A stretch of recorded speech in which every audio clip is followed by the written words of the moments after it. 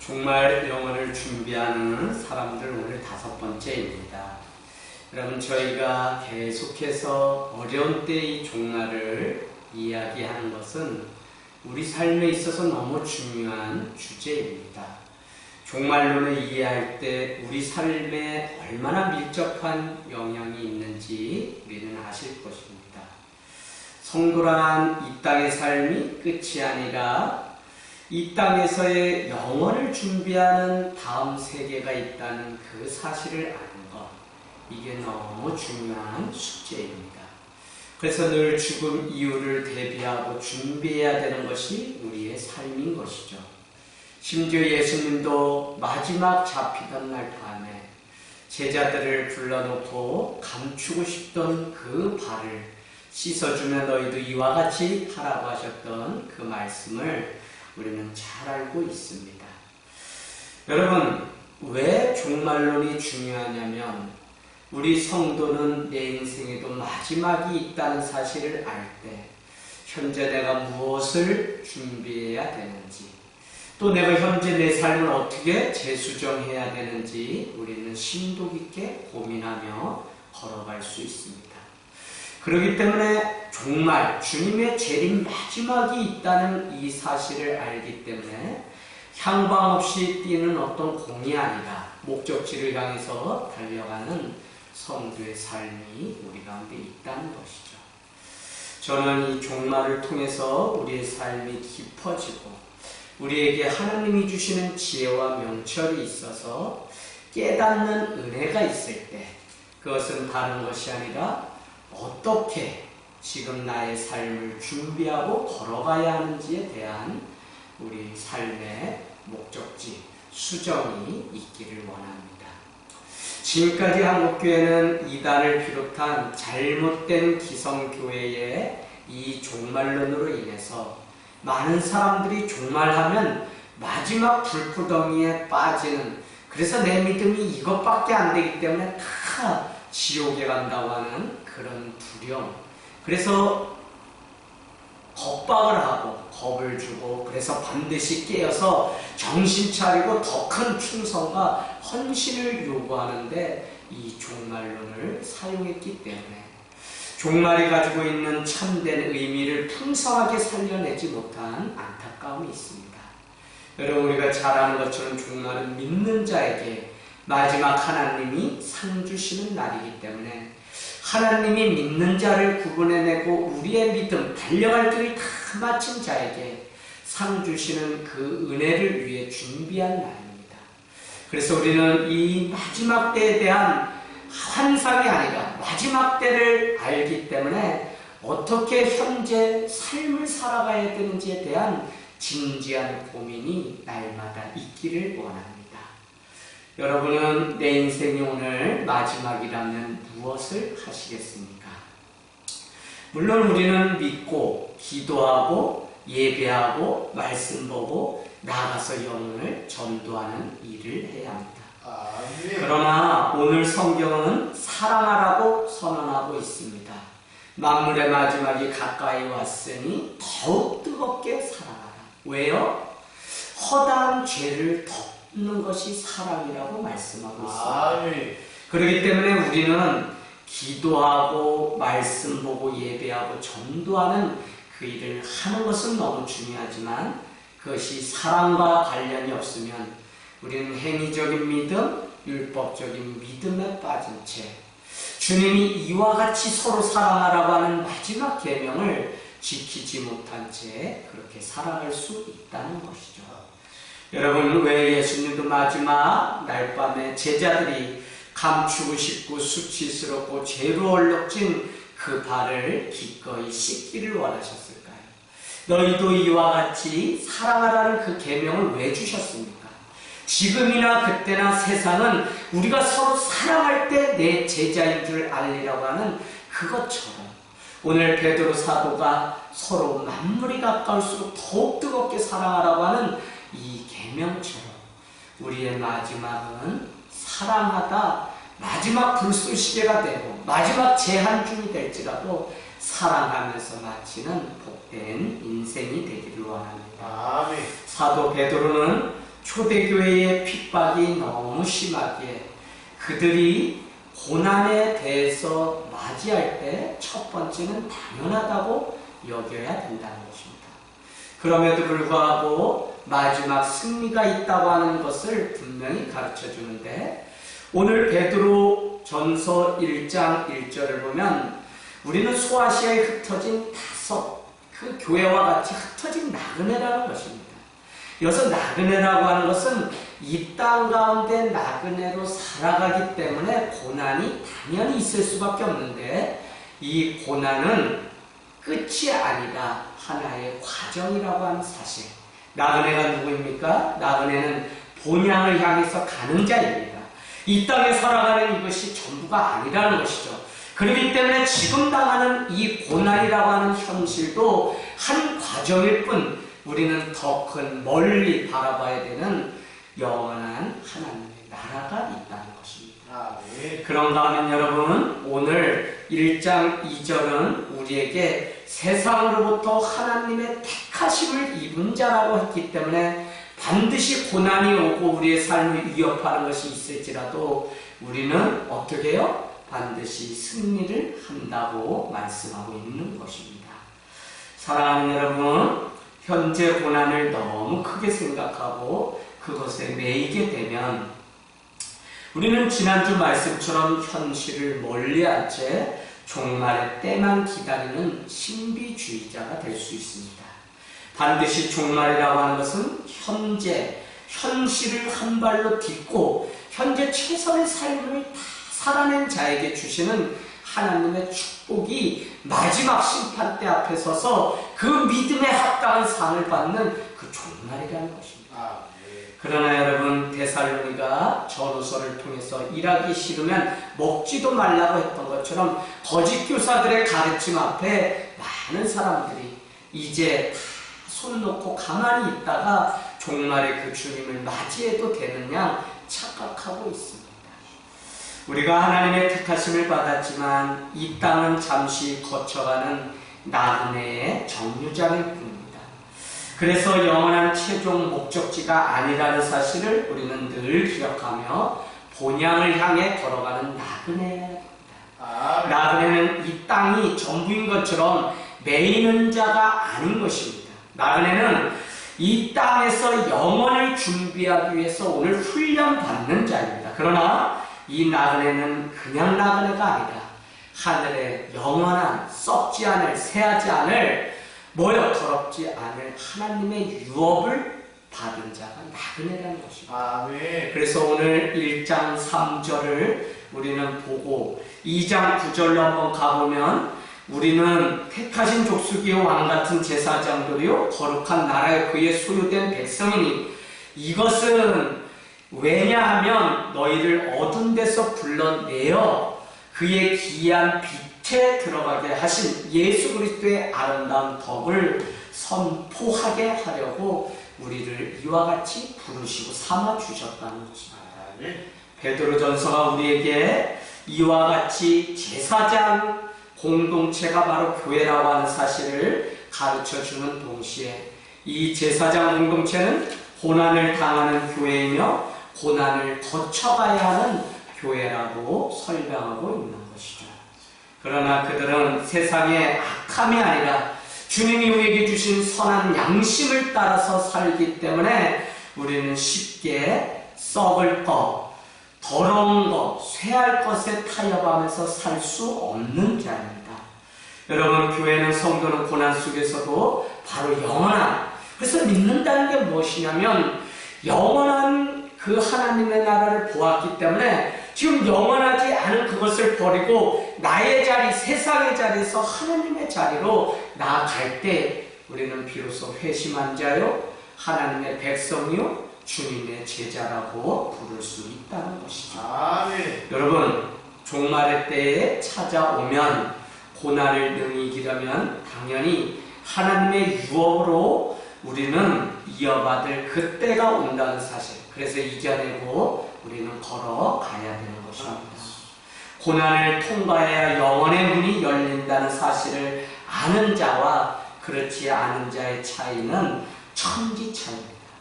인생이 내 마음대로 다 된다고 믿는 자와 그렇지 않은 자의 차이가 극명하게 갈리는 것처럼 우리는 고난이 내 삶 가운데, 아니 저 천국으로 가기 위해서 마땅히 거쳐야 되는 마지막 관문이라는 사실, 당연한 사실로 여기고 살아가는 이것을 아는 것과 알지 못하는 차이는 크다는 것이죠. 그러나 헛된 것은 아무것도 없습니다. 지금 고난에 대해서 오늘 4장 1절 말씀은 이미 그리스도께서 육체의 고난을 당하셨고 우리도 그 육체의 고난, 예수 그리스도께서 당하신 그 고난의 갑옷을 우리가 마음으로 사 입으라고 그렇게 말씀하고 있는 것입니다. 여러분, 성도는 바로 고난에 기꺼이 참여합니다. 왜냐하면 고난에도 유익이 있다고 오늘 말씀하는데, 첫 번째는 그 육체의 고난을 받는 자는 무엇이요? 죄가 그쳤다고 말씀하고 있습니다. 예수님이 육체의 고난을 당함으로 우리의 죄가 끊어졌던 것처럼 성도들 역시 고난을 통하여 죄를 이기게 되고, 그래서 고난을 당한 사람의 깊이는 다른 것을 우리는 살아가면서 보게 돼요. 오늘 말씀은 우리에게 고난이 육체 가운데 있는 그 고난이 죄를 끊었다면, 또 이어서 말씀하시기를 다시 사람의 정욕을 따르지 않게 되었다고 말씀하고 있습니다. 고난이 우리의 인생을 황폐하게 만들고 절망으로 끊어버리는 그 목적이 있는 것이 아니라 오히려 죄를 끊게 되고 다시는 사람의 정욕대로 살지 않게 한다는 것입니다.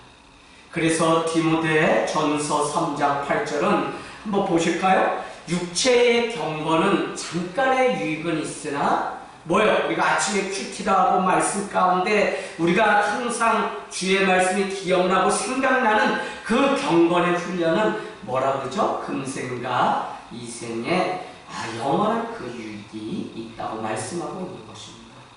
그래서 우리는 이 경건 위에 책을 좀 읽고 성경을 읽는 것만으로 되지 않아요. 그래서 하나님은 고난이라는 도구를 통해서 다시는 육체의 정욕을 따르지 않게 한다는 것입니다. 제가 제 경험을 통해서 보면 죄는 참 달콤합니다. 그래서 우리가 잘 아는 것처럼 어떻게 해요? 이 죄가 우리 가운데 달콤해요. 남이 알지 못하고 보지 못할 때 먹는 이 죄는 더 달콤합니다. 그래서 불법 유통을 우리가 하는 것을 우리는 보게 돼요. 그래서 그것 가운데 뭐 카메라에 걸리거나 이러면 벌금을 좀 내잖아요. 그럼 어떻게 됩니까? 그러면 그때 잠깐 경계하고 두려워하지만 결국은 어떻게 된다고요? 결국은 우리가 몇 날이 못 돼서 또 죄의 가운데 나아가는 것을 보게 됩니다. 여러분, 이 땅에서의 육체의 고난은 잠시 잠깐 우리의 유익을 줄 뿐, 우리가 경건의 그 훈련이 우리를 영원으로 이끄는 하나님의 방법인 것을 우리는 보기를 원합니다. 또한 오늘 말씀은 우리에게 그렇게 말씀하죠. 하나님의 뜻을 따라 이제 남은 육체의 때를 살게 되었다는 것입니다. 네. 뒤집어 말씀드리면 남은 육체의 시간들이 각자마다 다 있을 텐데 그 시간 동안 헛되게 내 뜻대로 사는 것이 아니라 하나님의 뜻을 쫓아 살게 하는 것이 무엇이냐? 우리에게 당한 그 고난의 유익이라는 것입니다. 네. 그래서 다윗은 고백하기를 시편 119편 71절에 고난당한 것이 내게 유익이라 이로 말미암아 내가 주의 율례들을 배우게 되었다고 고백하고 있는 것입니다. 사랑하는 여러분, 우리가 오늘 믿음 가운데 이 고난을 어떻게 여기고 살아가느냐는 너무 중요한 문제입니다. 오늘 학부 때 만나서 아침마다 편입해서 2년 동안 대학교 옥상에서 아침 큐티를 나누던 한 형제에게 전화를 받았습니다. 제가 뭐 몇 살 차이 나지 않지만 주례를 섰고요. 또 교회가 개척될 때 기꺼이 와서 함께 그러다가 공고를 나오고 그냥 지방대를 나와서 그냥 자기 마음 가운데 이렇게 욕심이 있었어요. 그래서 제가 기도하면서 너 건국대 대학원 가라 하고 그 다음에 광대에서 또 박사학위 가정 공부하라 해서 기꺼이 디펜스 잘해서 이제 논문을 통과되었다고 오늘 연락이 왔습니다.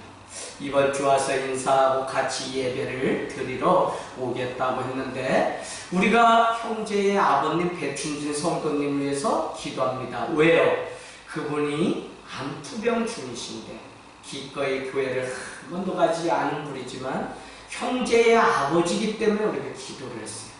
그런데 형제가 고백하기를 잘 사냐 아버님 좀 어떠시냐 그랬더니 자기의 삶은 올 한 해 노예로 살았대요. 교수님께 학교 가면 노예돼서 논문 통과되기까지 그렇게 산 것 같고 결혼해서 아내의 노예로 살아서 지금까지 싸우지 않고 잘 살고 있다는 거예요. 그러면서 아버지가 어떻게 해요? 아버지가 드디어 교회를 다니게 되었습니다 라는 고백을 하는 것을 보았습니다. 육체의 정욕대로 사는 삶이 정리되었다는 것입니다. 그래서 우리는 정말 고난도 우리 삶 가운데 축복이라는 사실을 여러분 아셔야 됩니다.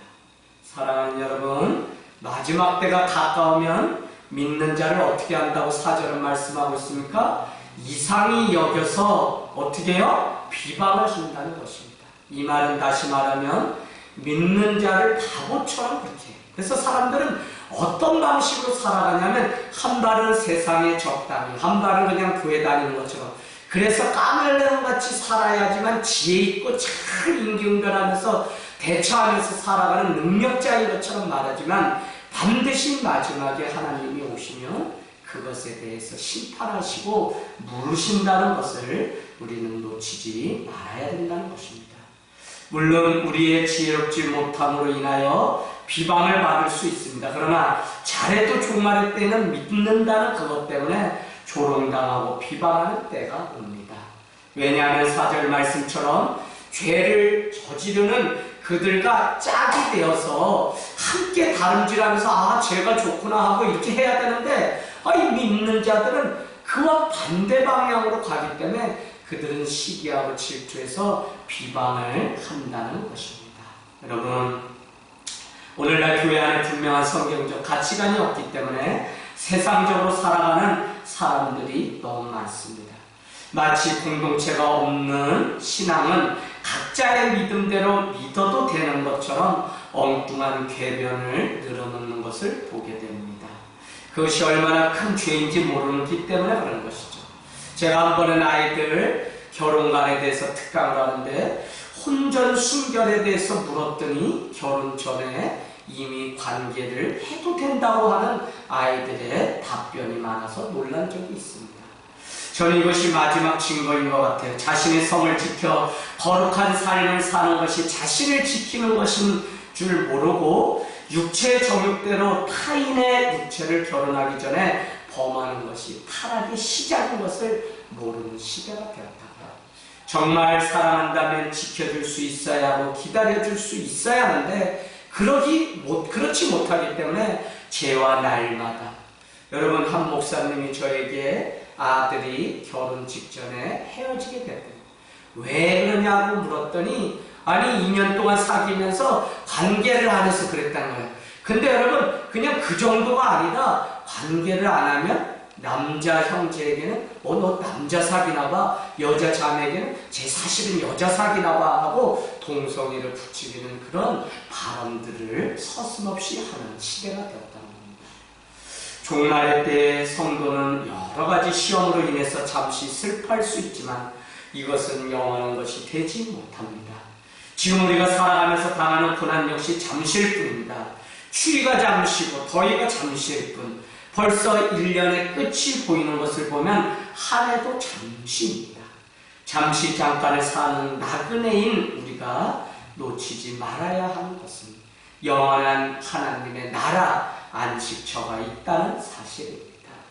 사랑하는 여러분, 오늘 말씀이 우리에게 위로를 줍니다. 그것은 세상을 이기는 교회의 마지막 모습이 무엇인지 우리에게 가르쳐주고 있는 것이죠. 그 교회는 종말의 때에 신앙으로 깨어있다는 것입니다. 7절 말씀을 보니 만물의 마지막이 가까이 왔다고 선언하고 그러기 때문에 정신을 차리고 근신하고 기도하라고 권면합니다.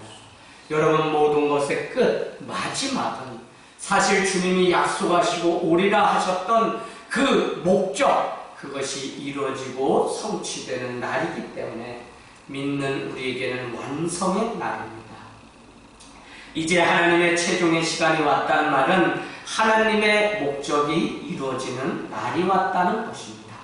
그래서 마지막이 가까이 왔기 때문에 정신을 차리고 근신하고 기도하라는 것이 아니라 성도는 그날이 오기 전에 오실 신랑을 맞이하기 위해서 기름을 등불을 준비했던 슬기로운 여분의 기름이 있는 5 처녀와 같이 지금 있는 이 자리에서 우리는 어떻게 해요? 정신을 차리고 근신하고 기도하며 준비하라고 하는 말씀입니다. 여러분, 또한 세상을 이기는 교회의 모습을 이제는 어디죠? 8절 말씀부터 쭉 보니까 제사장 공동체로 살아가는 이 땅에 남은 교회는 내부적으로는 어떻게 살아가야 되는지 우리에게 말씀해 줍니다. 8절 내용은 무엇보다도 뜨겁게 서로 사랑할지니 사랑은 허다한 죄를 덮는다고 말씀하고 있습니다. 그 말씀은 끝까지 서로 사랑하는 교회이어야 된다는 것이고, 이 원어성 의미를 보니까 서로를 향해 실패하지 않는 사랑을 갖는다고, 가져야 된다고 하는 의미가 그 안에 있습니다. 아니, 사랑을 했는데 그것이 마지막에 실패가 되면 얼마나 손해입니까? 그러나 우리 성도는 사랑이 변함없이 끝까지 사랑을 해서 그 사랑이 실패로 끝나지 않도록 지켜내는 그것, 마지막에 예수님이 제자들의 발을 닦으면서 이와 같이 사랑하라고 했던 그것과 같은 믿음, 사랑을 지키라는 것입니다. 베드로도 여전히 우리에게 말하기를 이 사랑은 하나님으로부터 왔다는 사실을 가르치고, 바울의 신학은 교회를 몸에 비유했다면 베드로의 신학은 무엇이냐면 교회를 집에 비유합니다. 여러분, 정말 집에 필요한 것이 무엇입니까? 저는 사랑이라고 생각합니다. 사랑이 결국 성도를 마지막까지 지켜내는 요소입니다. 우리에게 요구되는 그것은 8절에 보니까 무엇보다도 뜨겁게 서로 사랑하는 것입니다. 왜냐하면 사랑만이 형제의 허다한 허물을 덮을 수 있기 때문에 그렇습니다. 이 원리를 모르는 오늘날 많은 사람들은 사단의 종노릇하게 됩니다. 사단의 종노릇을 하게 되면 우리의 허물을 들춰내는 것에 사단의 종노릇하게 되었습니다. 때로는 우리가 그와 같이 서로의 허물을 들춰낼 때가 얼마나 많습니까? 자기의 기준과 편견으로 사람들을 정죄합니다. 기다려야 한 영혼이 자라는 그것 때문에 우리는 기다리는데 여전히 왜 저러냐는 식으로 사람을 정죄합니다. 성도들도 믿음 생활 오래 하신 분들 중에는 자기가 믿어왔던 그것이 틀림에도 불구하고 성경적이지도 않은 편견적인 생각 가지고 교회가 이것을 왜 하냐, 저것을 왜 하냐, 저 사람 왜 저래, 이렇게 라고 정죄하는 많은 사람들의 모습을 보게 됩니다. 여러분, 우리가 아무리 많은 사역을 해도 사랑이 없는 사역이라면, 교회라면 더 이상 교회가 아니라는 사실을 여러분은 아셔야 됩니다. 오늘 우리는 죄를 덮는다라고 하는 그 의미를 많이 오해하는 것 같아요. 그래서 여러분, 그 죄를 덮는다는 것은 한 성도가 저지른 죄를 묵인해 준다고 하는, 없었던 것처럼 여기는 그런 의미가 아닙니다. 소위 많은 교회들은 은혜로 덮어주자라고 이야기하는데 그런 식의 태도는 성경을 위반하는 것입니다. 진정한 회복은 죄의 고백에서 비롯되기 때문에 오히려 덮는다는 의미가, 우리가 구약의 죄를 지면 재물을 가지고 와서 그 재물이 나의 죄를 대신해서 피를 흘리는 것처럼, 재물의 피가 흘러서 나의 죄를 덮는 것처럼 우리는 이 속죄의 과정을 통해서 내가 죄인이 자기의 잘못이 무엇인지 고백하고 인식하는 그 과정이 있도록 교회는 치리하고 권면하고 가르쳐야지, 그러지 않고 사랑으로 무조건 덮는다면 그것은 원망이 되는 일들이 생기게 됩니다. 오늘 마지막으로 이기는 교회의 모습을 9절에서 11절은 말씀하는데, 가장 큰 특징이 세 가지 나옵니다. 그것은 하나님 자신의 사랑으로 서로를 대접하고 무엇보다 하나님께서 주신 은사대로 10절에 나오죠. 각자의 은사대로. 또 세 번째는 모두가 하나님의 능력 안에서 서로를 섬김으로써 11절에 나옵니다. 교회를 세워가는 공동체여야 한다는 것입니다. 마지막에는 서로 세워져가는 공동체가 되지 못하는 모습을 우리는 얼마나 많이 봅니까? 오늘날 여기저기서 공동체가 다 깨졌거든요. 교회가 단순히 예수 믿고 구원받는 것에만 있지 않습니다. 한 사람의 인생을 말할 때 우리는 그 사람이 교회와 더불어서 어떻게 1년 시절, 어떻게 인생의 가장 중요한 때를 보냈는지, 우리는 교회가 우리의 인생이요, 교회가 내 인생의 시작과 끝이라는 사실을, 그러고 보면 교회는 단순히 예수 잘 믿고 훈련받아서 구원받는 그것 자체가 아니라 이 땅에 살아가는 성도의 삶의 전부가 교회라는 사실. 그래서 이 교회를 어떻게 여기고 세워가느냐가 얼마나 하나님이 감춰놓은 그 비밀을 바로 깨닫고 알아가는지. 우리는 오늘도 왜 교회 때문에 눈물을 흘리고 교회 때문에 우리가 가슴 아프고 오늘 졸고 있는 이 아이들을 왜 오늘 예배에 이렇게 와서 앉혔느냐. 이 아이들의 교회, 이 아이들의 교회가 어떻게 세워져 가는지를 알지 못하면 결국은 교회는 건물은 있을 줄 몰라도 결국 교회인 우리 자신이 무너져서 다시는 세워질 수 없는 교회의 그 아픔이 남기 때문입니다. 말씀을 마치겠습니다. 사랑을 잃어버린다면 분명한 것은 여러분 오늘 17절로 가십시오. 17절 말씀처럼 하나님의 집인 교회를 먼저 심판하신다는 것입니다. 왜냐하면 믿지 않는 자가 당할 심판이 무엇인지 그 마지막을 보여주기 위해 우리를 어떻게 해요? 먼저 믿던 우리 하나님의 집, 즉 교회를 그 심판의 샘플로 이렇게 삼아서 본보기가 되게 하는, 저는 이 말씀이 너무 두렵습니다.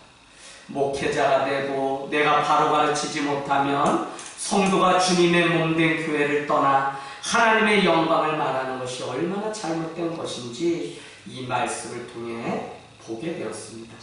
오늘 주님은 주님의 몸된 교회를 세우기 위해서 10절 말씀처럼 각자에게 은사를 주시고 그것 가지고 섬기는 일, 대접하는 일, 단 원망이 없게 하라고 하는 그 말씀처럼 각자의 은사가 우리에게 있습니다.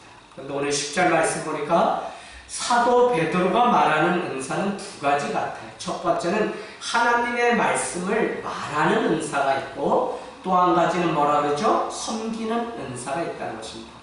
그러나 말을 하는 은사를 사용할 때는 어떻게 해요? 하나님이 말씀하시는 것처럼 말을 하고, 또 섬기는 그 일은 어떻게 내 힘으로 하지 말고 하나님이 공급하시는 그 힘으로 봉사할 때 하나님의 영광이 그 안에 있다고 말씀하셨습니다.